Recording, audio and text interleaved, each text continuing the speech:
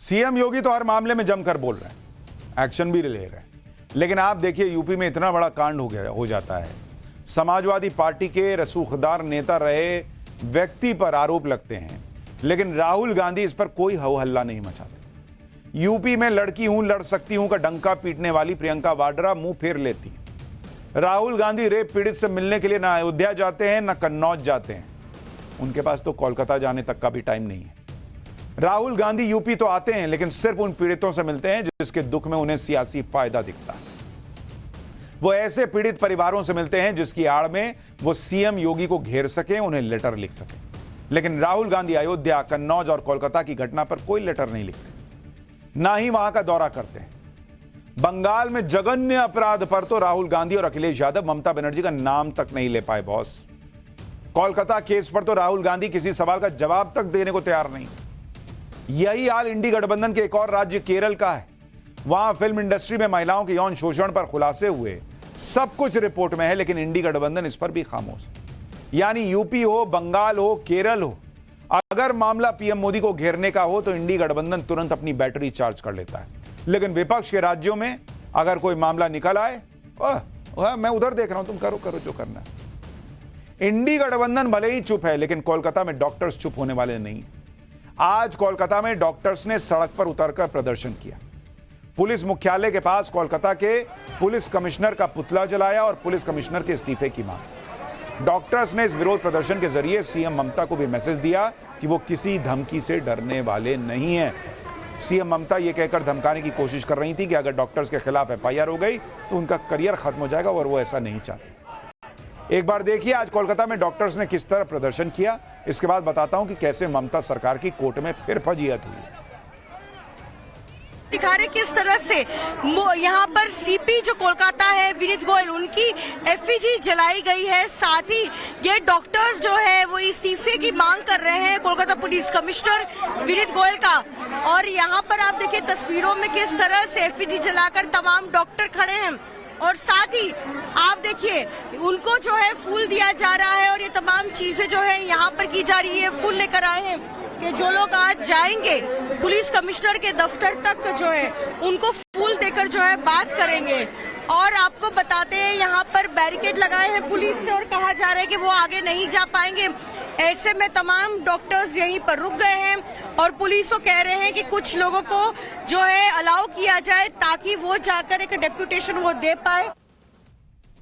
बंगाल में डॉक्टर्स के इसी गुस्से से ममता बनर्जी की सरकार घबराई हुई। वो किसी भी कीमत पर इस तरह के विरोध प्रदर्शन को खत्म करना चाहती है। इससे पहले भी नवन्ना मार्च के दौरान कोलकाता पुलिस ने कई प्रदर्शनकारियों पर एक्शन लिया था।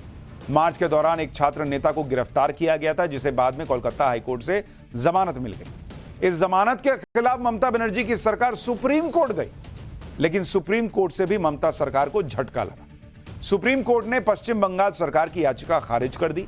पश्चिम बंगाल छात्र समाज के नेता सायन लाहिड़ी की जमानत को रद्द करने से इनकार कर दिया। बंगाल सरकार का आरोप है कि सायन लाहिड़ी मार्च के आयोजकों में से एक है।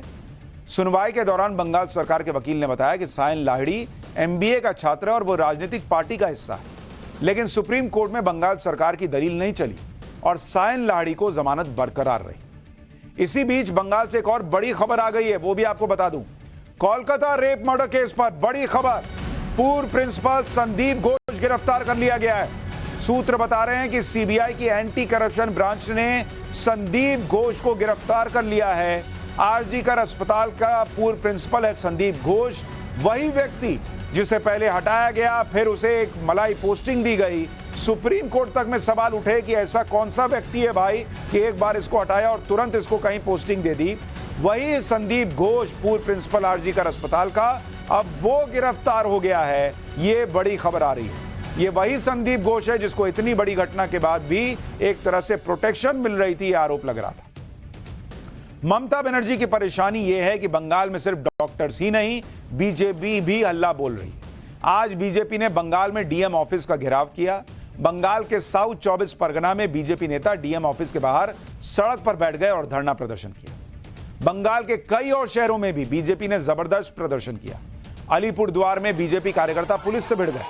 पुलिस ने प्रदर्शनकारियों को हटाने के लिए पानी की बौछारों का इस्तेमाल किया। एक और तस्वीर कूच बिहार से आई, जहां बीजेपी कार्यकर्ताओं और पुलिस के बीच टकराव हो गया। बीजेपी कार्यकर्ता डीएम ऑफिस का घेराव करने के लिए आगे बढ़ रहे थे, इसी दौरान पुलिस ने उन्हें रोक लिया। सिलीगुड़ी में भी बीजेपी कार्यकर्ता और पुलिस आमने सामने आ गए। पुलिस ने बैरिकेडिंग लगाकर बीजेपी कार्यकर्ताओं का रास्ता रोक दिया। एक तरफ कोलकाता केस को लेकर पूरे देश में गुस्सा है, दूसरी तरफ टीएमसी के नेता महिलाओं के खिलाफ ही विवादित बयान दे रहे हैं। आरोप है कि टीएमसी नेता आतिश सरकार ने ममता बनर्जी का इस्तीफा मांगने वालों को धमकी दे डाली है।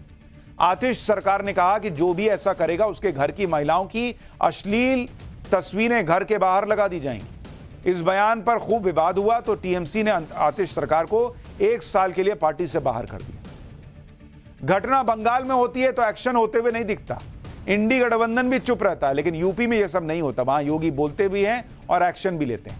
जैसे लखनऊ में महिला से छेड़खानी पर उन्होंने पूरे थाने को नाप दिया। अयोध्या और कन्नौज रेप केस के आरोपियों पर बुलडोजर एक्शन हुआ, लेकिन अब इन बुलडोजर एक्शन पर भी ब्रेक लगने का खतरा मंडरा रहा है, क्योंकि कुछ लोग इसके खिलाफ सुप्रीम कोर्ट गए। बुलडोजर पर सुनवाई के दौरान सुप्रीम कोर्ट ने कहा कि सिर्फ इसलिए किसी का घर कैसे गिराया जा सकता है कि वो आरोपी है, अगर कोई दोषी भी है तो भी घर नहीं गिराया जा सकता। किसी लड़के की गलती की सजा उसके पिता को देना सही नहीं हो सकता। हालांकि सुप्रीम कोर्ट यह भी साफ साफ कह रहा है कि जो वो अवैध निर्माण या पब्लिक प्लेस पर अतिक्रमण का बचाव नहीं कर रहे, फिर चाहे पब्लिक प्लेस पर कोई धार्मिक स्ट्रक्चर ही क्यों ना हो। सुनवाई के दौरान केंद्र सरकार की तरफ से कहा गया कि हम तभी कार्रवाई करते हैं जब कानून का उल्लंघन होता है। ऐसा नहीं है कि अगर कोई आरोपी अपराध में शामिल हो गया तो उसके घर को गिरा दिया जाता है। सिर्फ अवैध निर्माण है तभी जो है बुलडोजर एक्शन हो रहा है। यूपी में जिन लोगों पर कार्रवाई हुई उन्हें अवैध निर्माण को लेकर पहले ही नोटिस जारी किया गया था। अंत में कोर्ट ने सभी पक्षों से सुझाव मांगे हैं और कहा कि वो देश भर के लिए बुलडोजर एक्शन पर गाइडलाइंस जारी करेंगे। इस पर अगली सुनवाई 17 सितंबर को होनी। यानी हो सकता है जिस बुलडोजर एक्शन से एक डर पैदा हो रहा था, उस बुलडोजर एक्शन पर भी गाइडलाइंस के जरिए या तो उसकी रफ्तार धीमी हो या ब्रेक लग जाए। बंगाल में डॉक्टर्स के इसी गुस्से से ममता बनर्जी की सरकार घबराई हुई। वो किसी भी कीमत पर इस तरह के विरोध प्रदर्शन को खत्म करना चाहती है।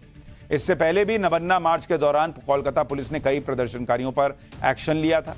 मार्च के दौरान एक छात्र नेता को गिरफ्तार किया गया था, जिसे बाद में कोलकाता हाईकोर्ट से जमानत मिल गई। इस जमानत के खिलाफ ममता बनर्जी की सरकार सुप्रीम कोर्ट गई, लेकिन सुप्रीम कोर्ट से भी ममता सरकार को झटका लगा। सुप्रीम कोर्ट ने पश्चिम बंगाल सरकार की याचिका खारिज कर दी।